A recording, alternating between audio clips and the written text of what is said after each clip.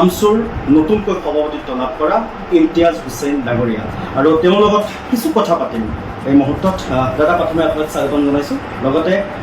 ইংৰাজী নৱবৰ্ষৰ দেৰিকৈ হ'লেও শুভেচ্ছা জনাইছোঁ আৰু ভোগালী বিহুৰ ধন্যবাদ আপোনাকো ইংৰাজী নৱবৰ্ষ আৰু ভোগালীৰ অলপ দেখিছোঁ বুজাই লৈ আহিছে। হিচাপতে সুবিধা দেখিছোঁ আপোনাৰ লগত কথা পাতিম, যিহেতু যথেষ্ট আপোনালোকৰ সাংগঠনিক কাম কাজ আছে। কেইটামান প্ৰশ্ন কৰিম, তাৰ উত্তৰ বিচাৰিম আপোনাৰ পৰা। মই দেখিবলৈ পোৱা গৈছে আপোনালোকে বিগত বহুদিন ধৰি অসমত যিটো SIR হওক NRC হওক বা ভোটাৰ তালিকাত যি বিসংগতি হৈছে তাৰ বাবে দেখিবলৈ পোৱা গৈছে আপোনালোকে মাত মাতি গৈছে। বৰ্তমানে এই যি বিভিন্ন সময়ত ভোটাৰ তালিকা, নতুন যি ভোটাৰ তালিকা আছে তাত দেখিবলৈ পোৱা গৈছে খেলি মেলি হৈছে বা তাত বহুতো অচিনাকি নামো সোমোৱা পৰিলক্ষিত হৈছে। কি ক'ব এই সন্দৰ্ভত? চাওক, আমি বহু বিসংগতি দেখা পাই আছিলোঁ গোটেই SIR প্ৰক্ৰিয়াটো। আৰু যেতিয়া আমি এটা অভিযোগ পালোঁ এজন বিধায়কৰ পৰা যে তেওঁ সাক্ষী হৈ আছিল সেইখিনি সময়ত, যোনখিনি সময়ত অনলাইন যোগে শাসকীয় দলৰ বিজেপিৰ ৰাজ্যিক সভাপতিয়ে নিৰ্দেশনা প্ৰেৰণ কৰি আছিল বুথ লেভেল, জিলা লেভেলৰ তেওঁলোকৰ বিষয়ববীয়া যে প্ৰায় 60খন সমষ্টি য'ত সংখ্যালঘু ভোটাৰ বা এনটি বিজেপি ভোটাৰে কিছুমান ডিচাইচিভ ৰোল ল'ব, কোন জিকিব কোন হাৰিব, সেই জেগাত প্ৰায় তেনেধৰণৰ ভোটাৰৰ প্ৰায় 10,000খন নাম কৰ্তন কৰিবলৈ তেওঁ দায়িত্ব দিছিল। আৰু এই কথাখিনি গম পাই আমি অলপমান চিন্তিত হৈছিলোঁ। আৰু লগতে আমি দেখা পাইছিলোঁ যে বিভিন্ন বিসংগতিৰ মাজতে কিছু এনেধৰণৰ বিসংগতি দেখা গৈছিল যে বহু মানুহৰ ঘৰ নম্বৰত কিছুমান অচিনাকি নাম ইতিমধ্যে অন্তৰ্ভুক্ত হৈছিল। অৰ্থাৎ আমি এনেধৰণৰ এটা ষড়যন্ত্ৰ এটা আমি অনুভৱ কৰিলোঁ, হয়তো 10,000 ভোট কৰ্তন কৰিব আৰু হয়তো প্ৰায় সমানেই ভোট অচিনাকি মানুহৰ নাম অন্তৰ্ভুক্ত কৰি প্ৰায় 20,000 মানুহৰ ভিতৰত এটা খেলি মেলি চলোৱা, এটা হয়তো সু অভিসন্ধিত শাসকীয় দল তথা চৰকাৰে হয়তো ইতিমধ্যে লিপ্ত হৈছে। সেয়েহে যোৱা পৰহি আমি ইলেকশ্যন কমিশ্যন অফ ইণ্ডিয়াৰ কাষ চাপিলোঁ আৰু এই অভিযোগসমূহ আমি তেওঁলোকৰ ইলেকশ্যন কমিশ্যনক স্মাৰকপত্ৰৰ জৰিয়তে জনালোঁ যে শাসকীয় দলে বা অসমৰ মুখ্যমন্ত্ৰীয়ে কি হিচাপে তেওঁলোকৰ বক্তব্যৰ জৰিয়তে, কৰ্মকাণ্ডৰ জৰিয়তে এটা সাংবিধানিক সংস্থা তেওঁলোকে প্ৰভাৱিত কৰিব বিচাৰি আছে আৰু এই সাংবিধানিক সংস্থাটোক তেওঁলোকে নিজৰ বিভাগৰ দৰে ব্যৱহাৰ কৰি তেওঁলোকে বৈধ ভাৰতীয় নাগৰিকৰ নাম কৰ্তন কৰাৰ ইতিমধ্যে লাগিছে। আমি এইখিনিও ক'লোঁ যে ইলেকশ্যন কমিশ্যনৰ বিষয়াসকলো বহু কিছুমান বায়াছ এটিটিউডৰ জৰিয়তে কাম কাজখিনি কৰি আছে। তেওঁলোকে নটিচ ইছ্যু নকৰাকৈ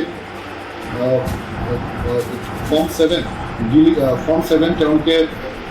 ছাবমিট কৰি থকা দেখা গৈছে। বহু লোকক জনগোষ্ঠী ফৰ্ম 7 ছাবমিট কৰি তেওঁলোকৰ নামটো ডিলিট কৰি আছে।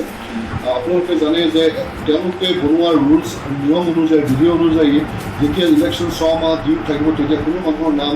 উইদাউট হিয়াৰিং ডিলিট কৰিবলৈ নোৱাৰে। বহু জেগাত হিয়াৰিঙৰ ফৰ্মো দেখা পাইছোঁ বা হিয়াৰিঙৰ অৰ্ডাৰো আমাৰ ওচৰত আহি পৰিছে, য'ত দেখা গৈছে কিছুমান ছদ্মবেশীৰ নাম, ৰাজদীপ বেগমৰ দৰে নাম, যোনবোৰ নাম অসমত পোৱা নাযায় তেওঁলোকে কমপ্লেইনেণ্ট হিচাপে দেখা গৈছে। পিছত হিয়াৰিঙৰ অৰ্ডাৰটোত দেখা যায় যে কমপ্লেইনেণ্ট এবচেণ্ট থাকে, লগে লগে ৰিজেক্ট হৈ যাব লাগে অবজেকশ্যনটো, কিন্তু তাত অলপ হাৰ্ড ভোটাৰ পাৰ্টিছ লিখি এটা অৰ্ডাৰ প্ৰেৰণ কৰিবলৈ চেষ্টা চলোৱা যেন লাগে আৰু ডেটৰ কলমটো মিচিং থাকে। আমি জানো এজ পাৰ ৰুলছ কোনোৱে বাল্ক অবজেকশ্যন ছাবমিট কৰিবলৈ নোৱাৰে, কিন্তু দেখা গৈছে একোখন সমষ্টিত ইমান কম সময়ৰ ভিতৰত 17,000 অবজেকশ্যন ইতিমধ্যে ফাইল হৈছে। আৰু এজন মানুহে যোনে অবজেকশ্যন ফাইল কৰে তেওঁ নিজেই পাৰ্চনেলি জানিব লাগিব সেই ব্যক্তিজন বা সেই অঞ্চলত বা সেই সমষ্টিৰ তেওঁ একোজন ভোটাৰ হ'ব লাগিব, এজন ভোটাৰ হ'ব লাগিব। কিন্তু দেখা গৈছে অচিনাকি মানুহবিলাকে এইবোৰ অবজেকশ্যন ফাইল কৰি আছে। আৰু BLOবিলাকক নিজৰ কাম কাজ চলি থকাৰ মাজতে, SR কাম কাজ চলি থকাৰ মাজতে তেওঁলোকক বদলি কৰা হৈছে। তেওঁলোকৰ কাৰণ কাৰোবাৰ নামটো হুছেইন আহমেদ খান আছিল, তেওঁলোকৰ স্থানত আন যোনবোৰ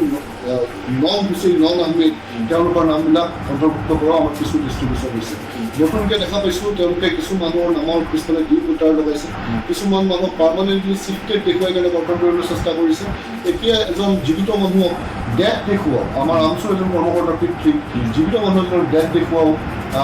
এটা নদী আমাৰ ওচৰত ইতিমধ্যে আহি পৰিছে। সেয়েহে তেওঁ চাগে এতিয়া আইনৰ কাষ চাপিবলৈ বিয়াজনৰ ওচৰত আৰু চাব উচিত। আমিও এটা কথা স্পষ্টকৈ কৈ দিব বিচাৰোঁ যে কোনোবা BLO বা এনেধৰণৰ বিষয়ে যদিহে বৈধ ভাৰতীয় নাগৰিকৰ নাম কৰ্তন কৰিবলৈ তেওঁলোকে এনেধৰণৰ পন্থাৰে কৰ্তন কৰিবলৈ চেষ্টা চলায়, অবৈধভাৱে তেওঁলোকে কৰ্তন কৰা এই কুকাৰ্য লিপ্ত হয়, তেতিয়াহ'লে আমচুৰেও কিন্তু তেওঁলোকৰ বিৰুদ্ধে দীৰ্ঘম্যাদী আইনী যুঁজৰ বাবে সাজু হৈছে। তেওঁলোকক আমি আদালতৰ কাঠগড়াত দেখা গৈছে উচ্ছেদিত ৰাইজসকলক বিশেষকৈ তেওঁলোকে বিভিন্ন অঞ্চলৰ বাবে ফৰ্ম ছাবমিট কৰিব বিচাৰিছে কিন্তু তেওঁলোকৰ ফৰ্ম অলৰেডি ইন প্ৰচেছ দেখুৱাইছে কোনে ফিল আপ কৰিছে ফৰ্ম তাৰ ওপৰত কিন্তু এটা তদন্ত আৰু কোনোবাই হয়তো ফৰ্মেট ফিল আপ কৰি থাকোঁতে ফৰ্ম 7 বৰ্ডত ফিল আপ কৰি আছে নেকি তেওঁ নজনা আৰু বিভিন্ন সময়ত অসমৰ মুখ্যমন্ত্ৰীয়ে বক্তব্যৰ দৰে যাতে যি হিচাপে প্ৰভাৱিত কৰিব বিচাৰিছে বা শাসকীয় দলৰ ৰাজ্যিক সভাপতি দিলীপ শইকীয়া ডাঙৰীয়াৰ ওপৰত যিটো অভিযোগ ওলাইছে যে তেওঁ 10,000কৈ ভোট গঠন কৰাৰ দায়িত্ব অৰ্পণ কৰিছে এজন মন্ত্ৰীৰ নাম অশোক সিংঘাল ডাঙৰীয়াৰ নামত তাত ইতিমধ্যে অন্তৰ্ভুক্ত হৈছে গোটেই সামৰিক লৈছে এই বিষয়টোলৈ ইলেকশ্যন কমিশ্যনৰ বিষয়াই এতিয়ালৈকে কিয় নিমাত হৈ আছে ইলেকশ্যন কমিশ্যন অফ ইণ্ডিয়াই এই বিষয়লৈ মাত মাতিব লাগে এক তদন্ত ঘোষণা কৰিব লাগিব নহ'লে আমিও হয়তো 22 তাৰিখৰ পাছত ইলেকশ্যন কমিশ্যনৰ অফ ইণ্ডিয়াৰ নিউট্ৰেলিটিৰ ওপৰত আমি প্ৰশ্ন উত্থাপন কৰিবলৈ বাধ্য হ'ম আৰু আমি জানো ইতিমধ্যে সৰ্বভাৰতীয় স্থলত ইলেকশ্যন কমিশ্যন অফ ইণ্ডিয়া কৰ্ম কাৰুকাৰ্যৰ ওপৰত কিন্তু বিভিন্ন প্ৰশ্ন উত্থাপন হৈছে যে ইলেকশ্যন কমিশ্যন অফ ইণ্ডিয়া আৰু শাসকীয় দল চৰকাৰ একাকাৰ হোৱা বুলি অভিযোগ উত্থাপন হৈছে কিন্তু আমি আজিও এই সংবিধান আৰু গণতন্ত্ৰৰ ওপৰত বিশ্বাস কৰি ইলেকশ্যন কমিশ্যন অফ ইণ্ডিয়াক তেওঁলোকৰ নিজৰ সাংবিধানিক দায়িত্ব সুচাৰুৰূপে আৰু ইম্পাৰ্চিয়েলি আনবায়াছলি চলাবলৈ আমি তেওঁলোকক আহ্বান জনাইছোঁ মই এই মুহূৰ্তত আন এটা প্ৰসংগলৈ যাব বিচাৰিছোঁ সদ্য বিদায় আপোনালোকৰ যিগৰাকী সভাপতি ৰেজাউল কৰিম চৰকাৰ তেওঁ দেখিবলৈ পোৱা গৈছে দুদিন পূৰ্বে কংগ্ৰেছত যোগদান কৰিছে পুনৰ আজি পুৱাৰ ভাগত দেখিবলৈ পোৱা গৈছে পদত্যাগ কৰিছে যিহেতু দীৰ্ঘদিন আপোনালোক একেলগে আছিলে হঠাৎ এই সিদ্ধান্ত ল'ব লগা হ'ল চব তেওঁ অঞ্চলটোৰ লগত বিলাই লৈ তেওঁ ৰাজনীতি জীৱনৰ তেওঁ বাছি লৈছে এটা দল বাছি লৈছিল সেইটো তেওঁ সম্পূৰ্ণ ব্যক্তিগত সিদ্ধান্ত আছে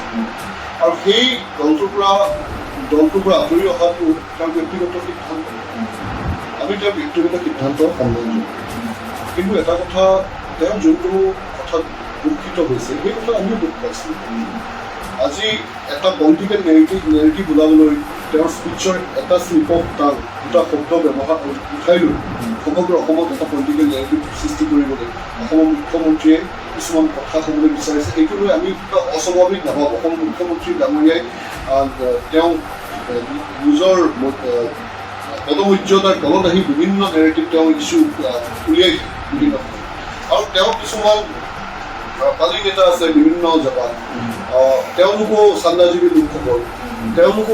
তেওঁ এটা নেৰেটিভ সৃষ্টি কৰাৰ লগে লগে সেই নেৰেটিভৰ ওপৰত তেওঁলোকে জঁপিয়াই পৰি যেনে তেওঁলোক একেবাৰে বিজেপিৰ ইউথ উইংৰহে একোজন নেতা হৈ তেওঁলোক জঁপিয়াই পৰাটো ডাঙৰ কথা নহয়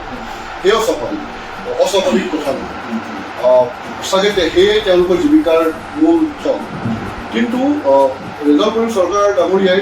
এইটো আশা কৰিছিল যে এই ধৰ্মনিৰপেক্ষ আৰু এটা দীঘলীয়া ৰাজনৈতিক ইতিহাস থকা কংগ্ৰেছ দলে তেওঁক এই সময়ত তেওঁৰ কাষত থিয় দিব যিহেতু তেওঁলোকে জানে সম্পূৰ্ণ স্পীচতে বৰ অসমৰ কথা কৈছে সম্প্ৰীতিৰ কথা কৈছে বৰঞ্চ দেখা গ'ল সেই দলৰ ভিতৰৰ পৰা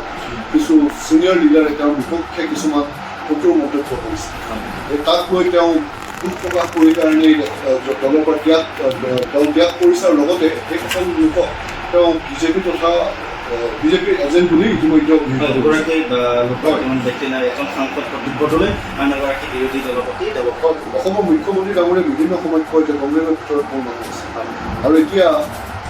এজন দায়িত্ব